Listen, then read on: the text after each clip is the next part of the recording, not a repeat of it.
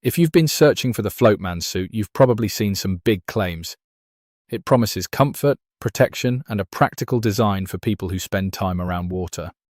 But is the Floatman suit actually worth buying in 2026? Or is it just another product with clever marketing? Let's find out. At first glance, the Floatman suit looks well designed.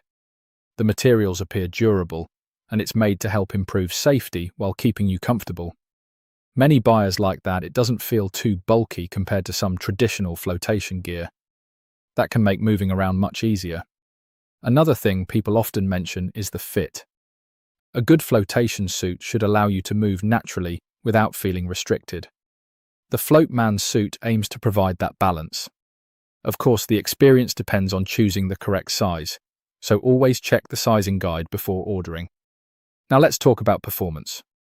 While many users report positive experiences, remember that no flotation suit can replace safe boating habits or proper swimming skills.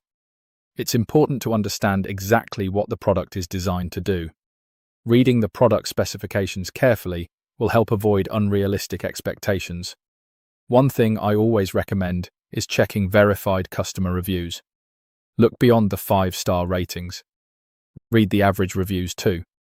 They often mention small details about comfort, durability, sizing, and long-term use that can help you make a better decision. You should also buy directly from the official seller or a trusted retailer. That lowers the risk of receiving counterfeit products and usually gives you better customer support if something goes wrong. Before purchasing, take a look at the warranty, return policy, and shipping information as well. So, is the Floatman suit legit or a scam? Based on the available information, it appears to be a legitimate product for people looking for a flotation suit, provided you buy from a reliable source and understand its intended purpose. Like any product, it may not be perfect for everyone, but it doesn't automatically appear to be a scam.